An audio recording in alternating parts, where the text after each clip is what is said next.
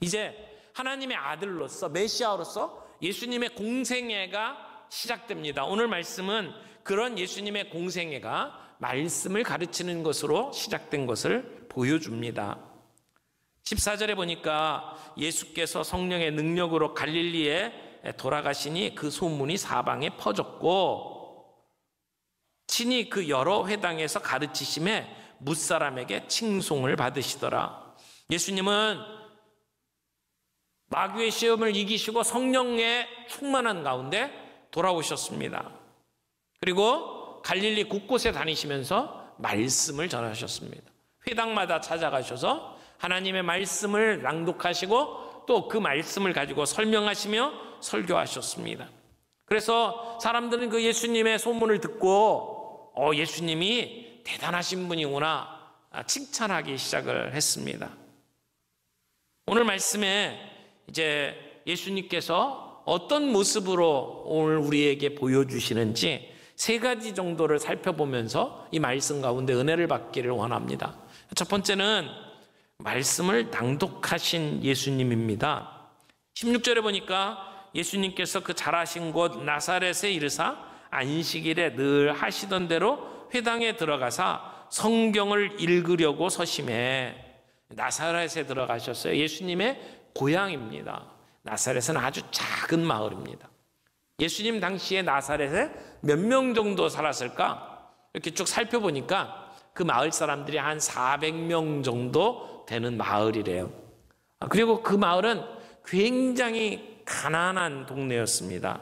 우리 보통 찢어지게 가난하다 그런 표현이 딱 맞는, 이 고고학자들이 그 나사렛을 발굴을 해보니까 무슨 포장된 도로 한 곳이 없고요. 이렇게 그 공공 건물로 좀 괜찮은 건물이 발견되질 않았고요.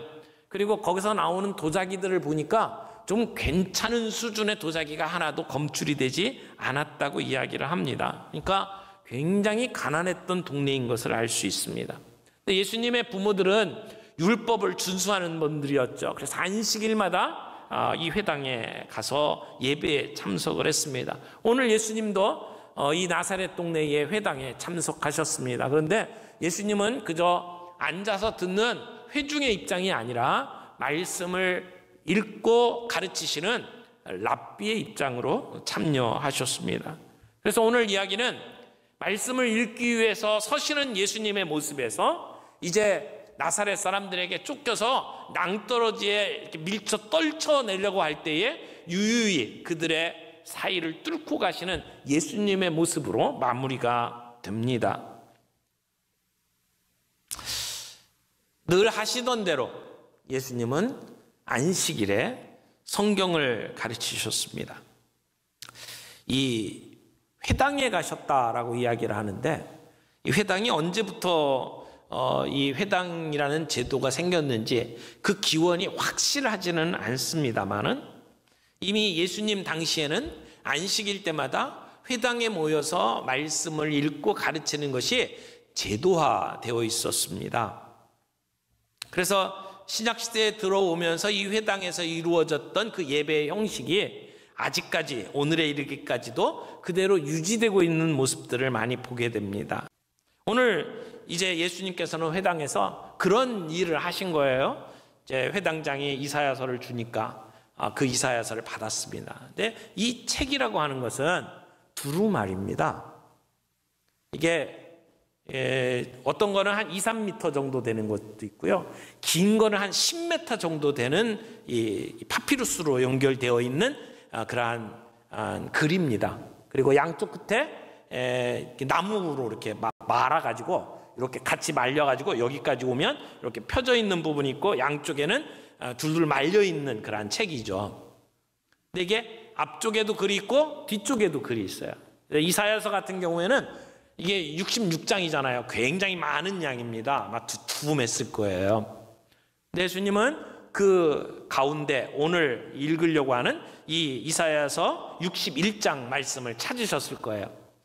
굉장히 긴 가운데 61장 찾는 거 쉽지 않았어요. 이 두루마리를 읽으려면은요, 한 손으로는 감아야 돼요. 한 손으로는 펴야 돼요. 그렇죠? 이걸 능숙하게 잘해야지 이렇게 찾을 수 있습니다. 그래서 원하시는 이사야서 61장 1절 2절을 찾으신 거예요. 아마 손으로 이렇게 짚어가면서 그 말씀을 읽으셨겠죠. 여러분, 그 내용이 뭡니까? 그 내용 보십시오. 18절 19절 말씀에 나오는데요. 주의 성령이 내게 임하셨으니 이는 가난한 자에게 복음을 전하게 하시려고 내게 기름을 부으시고 나를 보내사 포로된 자에게 자유를, 눈먼 자에게 다시 보게 함을 전파하며 눌린 자를 자유롭게 하고 주의 은혜의 해를 전파하게 하려 하심이라 하였더라. 예수님은 이사야서의 말씀을 통해서 우리에게 자유를 주셨습니다.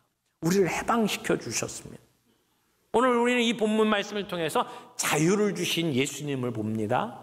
은혜의 해, 신년을 선포하신 예수님을 보게 됩니다. 여기 내게 기름을 부으시고 라고 하는 말이 나오는데, 이 기름을 부었다라고 하는 말이 메시아라는 말과 어근이 같습니다. 그래서 메시아라는 말은 기름을 부음받은 자라는 뜻이고요. 그것을 그리스어로, 헬라어로 바꾸면 그것이 그리스도라는 말이죠. 그러니까 메시아라는 말과 그리스도라는 말이 같다는 것을 우리는 알 수가 있습니다. 예수님은 기름 부음을 받고 이 땅에 받은 분입니다. 그분이 보내신 받은 이유가 뭡니까? 이 하나님의 나라를 오늘 우리에게 응하게 하기 위해서 오셨다는 것입니다. 그러면 예수님께서 전해주시는 하나님 나라의 모습은 어떤 것입니까? 예수님은 가난한 자들에게 복음을 전하기 위해서 오셨습니다. 나사렛 땅, 찢어지게 가난한 땅이라고 그랬잖아요. 그 땅에는 끼니도 제대로 때우지 못하는 사람들로 많았습니다. 입지 못하는 사람들이 즐비했습니다.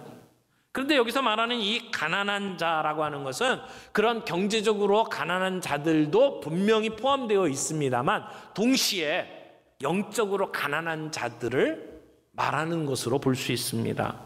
가난한 사람들은요, 자기가 할 수 있는 게 없습니다. 나를 구원하기 위해서 할 수 있는 것이 없어요. 그래서 전적으로 하나님께 은혜를 구하는 자들, 이것이 가난한 자들입니다.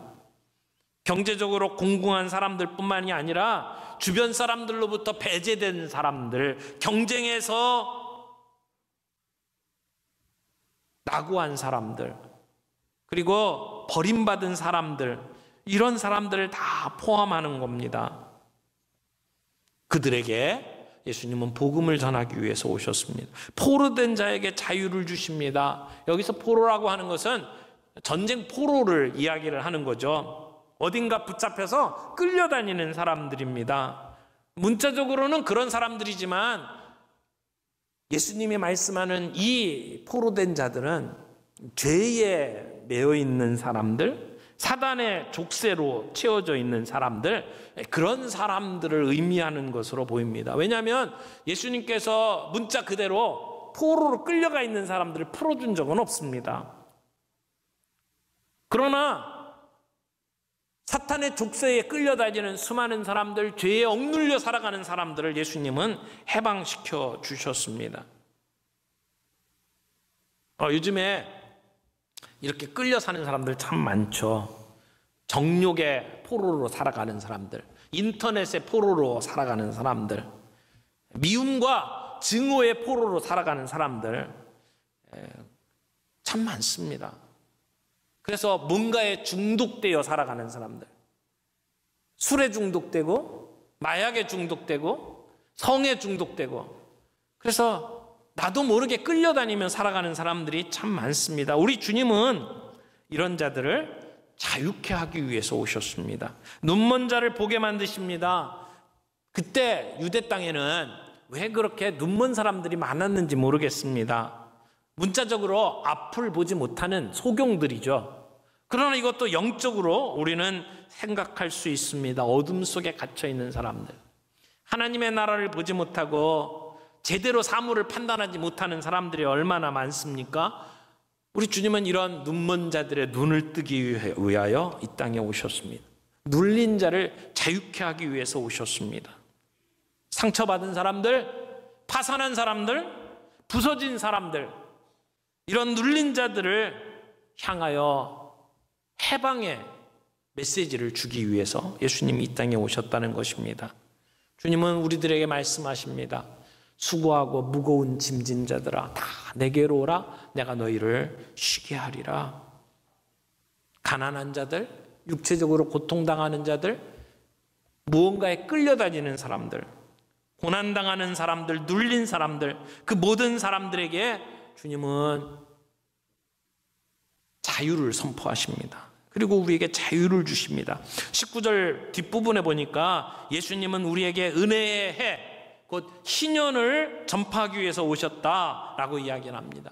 여기 은혜의 해, 희년이라고 하는 것은 50년에 한 번씩 있는 그러한 해입니다.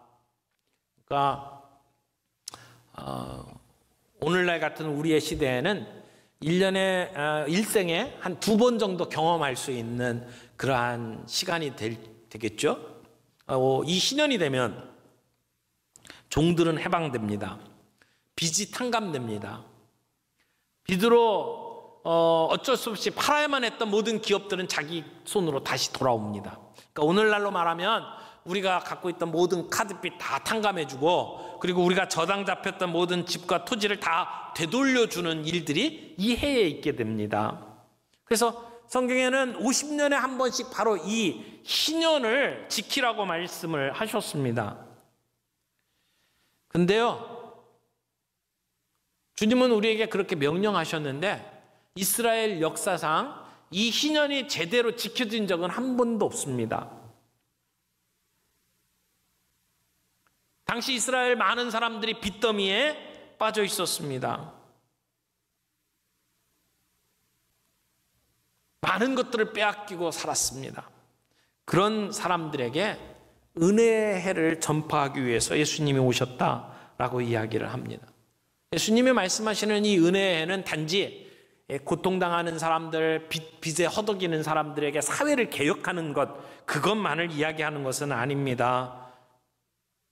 사단에게 끌려다니는 인생, 죄에 빠진 우리들을 구원하시는 하나님의 능력을 선포하기 위해서 예수님은 오셨다라고 이야기를 하는 겁니다. 오늘 가난한 자들, 또 포로된 자들, 눈먼 자들, 눌린 자들, 이들을 도우기 위해서 예수님이 오셨다는 것을 우리는 좀 주목해서 볼 필요가 있습니다. 내 힘으로는 아무것도 할 수 없다고 고백하는 사람들, 그래서 주님의 은혜가 아니면 살 수 없다고 생각하는 그들에게 주님은 은혜의 해를 선포하시고 우리에게 자유를 주시고 우리를 다시 일으키십니다. 그 하나님의 나라, 그 나라를 위해서 예수님이 오셨다는 겁니다. 예수님은 이 이사야서 말씀을 다 읽은 다음에 그 자리에 있는 사람들에게 이렇게 이야기를 합니다. 21절, 이에 예수께서 그들에게 말씀하시되 이 글이 오늘 너희 귀에 응하였느니라. 지금 읽었던 이 말씀이 너희 귀에 오늘 응하였도다. 오늘 이루어졌다라고 이야기를 합니다. 예수님은 이 율법이 완성됐다고 이야기를 합니다. 단순히 선포만 하러 오신 게 아닙니다. 이루어졌다고 이야기를 하는 겁니다. 그것도 오늘이라는 것을 우리가 기억할 필요가 있습니다. 하나님의 나라는 앞으로 우리가 언젠가 죽게 되면 경험할 나라가 아닙니다. 오늘 숨쉬고 살아가는 우리의 삶의 현장 속에 우리가 경험할 수 있는 것이다. 오늘 이루어졌다고 이야기를 하는 것입니다. 그저 막연한 이야기가 아닙니다. 우리가 눈으로 보고 손으로 만질 수 있는 것으로 우리에게 다가온다라고 이야기를 하는 겁니다. 그것을 다른 말로 구원의 즉각성, 구원의 실제성, 이렇게 이야기를 합니다. 여러분, 오늘 하나님의 나라가 임한 줄 믿으시기 바랍니다. 오늘 그 하나님의 나라가 우리를 다스리며 통치하는 것으로 오늘 우리가 경험할 수 있다는 것을 믿으시기를 바랍니다.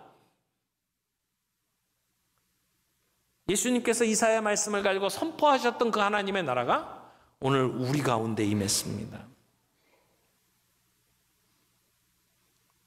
그것을 다른 말로 이야기하면 우리가 구원받았다는 겁니다. 우리가 그 구원을 누리고 산다는 것입니다. 여러분, 그 자리에 있던 많은 사람들은 예수님의 말씀에 은혜를 받았을 겁니다. 그 말씀 하나하나가 그들의 마음을 타치했을 것입니다. 그런데 이런 말씀을 듣는 가운데 그들이 이런 얘기를 합니다. 22절. 그들이 다 그를 증언하고 그 입으로 나오는 바 은혜로운 말을 놀랍게 여겨 이르되, 뭐라고 그랬어요? 이 사람이 요셉의 아들이 아니냐? 자, 그렇게 은혜를 받고 지금 막 감동을 받는 찰나에 저 사람 요셉의 아들 아니야? 나 저 사람 아버지를 아는데. 여러분, 이 얘기가 무슨 얘기입니까? 그들은 예수님의 가문을 알았을 겁니다. 목수의 아들. 그 당시의 목수는 지금 우리 시대의 목수하고 좀 달라요. 굉장히 천한 직업이었습니다. 기껏해야 자기들의 부서진 문짝이나 고치고, 그리고 뭐 필요한 가구들을 만드는, 그래서 사람들이 부르면 그 집에 끌려가서 그 일들을 해주는 그러한 목수의 아들로 그들은 보았다는 거죠. 그들이 예수님을 볼 때 인간적인 선입관을 가지고 보는 거예요. 편견을 가지고 예수님을 대하는 거예요. 지금 예수님이 능력 있는 말씀을 전하고 있음에도 불구하고 어렸을 때 우리랑 같이 지낸 저 별 볼 일 없는 가문의 아들, 이렇게 생각을 하는 거죠. 여러분, 오랫동안 같이 지낸 편견 때문에 그 사람의 진가를 우리가 놓칠 때가 있어요. 우리 가운데 어렸을 때부터 같이 자란 그 친구가 있는데, 그 학교 다닐 때 완전히 개망나니 짓을 하면서 모든 사람들에게 완전히 그냥 비호감, 그냥 정말 실어버림 받은 그러한 모습으로 살던 사람이 어느 날 갑자기 어디 갔다가 신학을 하고 목사가 되어서 이 자리에 섰다고 생각을 해보세요. 여러분이 저의 과거를 다 알고 있다고 생각을 해보세요. 그러면 제 얘기를 들으면서 무슨 생각하겠어요? 저런 개망나니가, 이러면서 이야기를 듣지 않을 수 있어요. 경멸할 수 있습니다. 그래서 그들이 그 예수님을 보면서 하는 생각을 예수님이 이렇게 짚습니다. 23절 보세요. 예수께서 그들에게 이르시되 너희가 반드시 의사야 너 자신을 고치라 하는 속담을 인용하여 내게 말하기를 우리가 들은 바 가버나움에서 행한 일을 내 고향 여기서도 행하라 하리라. 이게 무슨 소리입니까? 그 당시에 속담이 있었다는 거예요. 무슨 속담? 의사야 너 자신을 고치라. 이게 뭐냐면 의원으로 사람들을 고치는 일을 할 거면 먼저 네 가지고 있는 병부터 고쳐라. 그래서 너를 증명해 보여라. 그런 얘기거든요. 근데 예수님을 향해서 그렇게 얘기하는 거예요. 의원아, 의사야, 너 자신부터 고쳐라. 이 얘기는 지금 네가 가버나움이나 뭐 이런 곳에서 기적도 행하고 표적도 행하고 가르친다고 그러는데 그럼 고향에서부터 해라. 순서가 그렇지 않냐? 네가 나사렛 사람 아니냐? 그러니까 나사렛에서부터 네 표적을 좀 보여라. 지금 그런 얘기거든요. 선지자 이사야가 예언한 존재가 맞다면 너 네 고향부터 일을 해라 이거죠. 그래서 네 존재를 증명해 보여라. 의사야, 너 자신을부터 고쳐라. 그렇게 너희들이 나한테 얘기한다는 거예요. 거기에 대한 예수님의 반응이 뭡니까? 24절 보세요. 또 이르시되 내가 진실로 너에게 이르노니 선지자가 고향에서는 환영을 받는 자가 없느니라. 선지자가 고향에서는 환영을 받는 자가 없느니라. 이것도 속담이에요. 자, 나사렛 사람들이 무슨 속담 가지고 얘기했다고요? 의사야 너 자신부터 고쳐라 라는 속담을 가지고 예수님에게 내 자신을 증명해 보여라 라고 얘기했더니 예수님은 선지자는 고향에서 대접받는 일이 없어 라고 하는 속담을 가지고 지금 대답을 하는 겁니다. 선지자가 고향에서 환영을 받는 자가 없다라고 하는 얘기가 뭡니까? 서양 속담에 친밀함이 경멸을 낳는다라고 하는 그런 속담이 있어요. 아까 말씀드린 대로 우리가 너무 잘 아는 거예요. 속속들이 과거에 어떤 짓을 했는지 다 알면 그것이 그 사람에게 경멸을 낳는다라고 이야기하는 거죠. 이 예수님의 주변에 있던 이웃들이 예수님을 받아들이기가 쉽지 않다는 것을 이야기하는 겁니다. 같이 자란 그 사람이 너나 내나 똑같은데 네가 어떻게 메시아라고 말할 수 있느냐 라고 이야기를 하는 것이죠. 여기까지는 그나마 괜찮았어요. 그런데 예수님의 그 다음 이야기를 통해서 이 나사렛 사람들은 화가 머리끝까지 났습니다. 그리고 예수님을 죽이려고 합니다. 29절에 보니까 낭떠러지로 끌고 가서 밀쳐 떨어뜨리려고 죽이려고까지 합니다. 그런데 30절에 놀라운 일이 벌어집니다. 30절 같이 보겠습니다. 30절 시작. 예수께서 그들 가운데로 지나서 가시니라. 죽이려고 하는데 그들을 뚫고 유유히 사라졌다는 거예요. 그러면 이 사람들은 왜 그렇게 화가 났을까요? 25절 보세요. 예수님이 구약에서 두 가지 예를 듭니다. 하나는 엘리야 시대에 있었던 이야기, 하나는 엘리사 시대에 있었던 이야기. 엘리야 시대에 있었던 얘기는 이런 얘기죠. 하늘이 3년 6개월간 닫혔어요. 가뭄이에요. 온 땅에 흉년이 들었을 때에 이스라엘에 과부가 많았지만 엘리야가 그 과부들 중에 가지 아니하고 누구에게 갔다고요?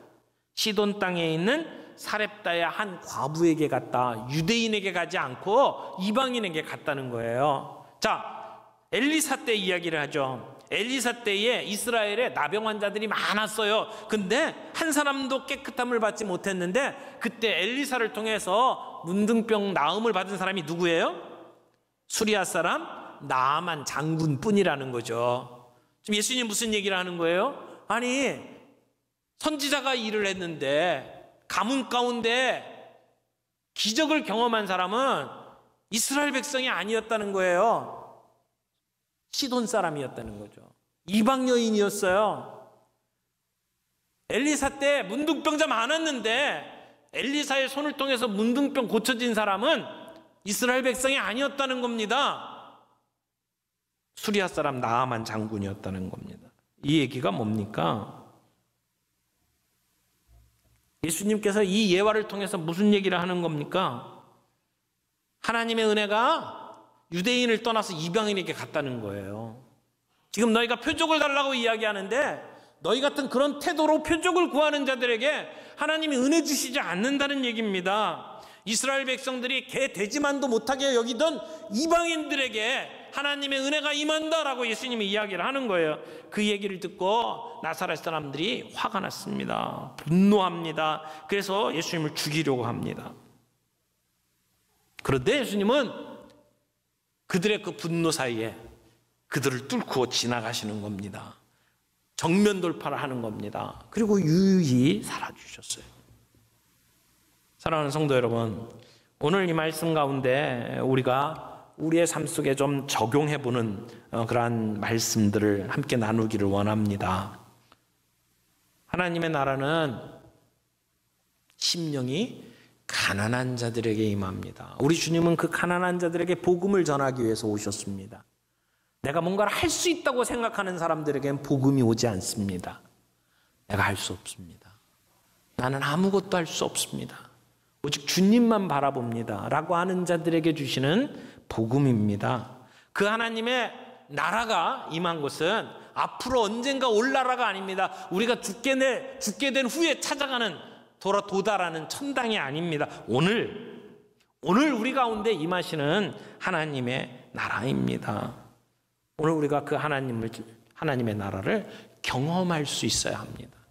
오늘 우리 가운데 우리를 자유케 하시는, 억눌린 가운데 우리를 자유케 하시고 해방케 하시는 하나님의 역사를 경험할 수 있어야 합니다. 그러려면 나사렛 사람들처럼 우리가 가지고 있는 편견, 선입관 내려놓아야 합니다. 내가 주인 삼았던 것 다 내려놓고 주님 앞에 내가 사랑했던 모든 것 내려놓고 주님만 바라보며 의지할 때 우리는 그 복음의 능력을 오늘 우리의 삶의 현장에서 경험할 수 있을 줄로 믿습니다. 그 하나님의 나라, 오늘 이 땅에서 우리가 함께 경험하며 살아갑니다. 우리의 가지고 있던 인간적인 생각, 편견, 선입관 다 내려놓고 우리 주님을 맞이할 수 있는 저와 여러분들이 되기를 바랍니다.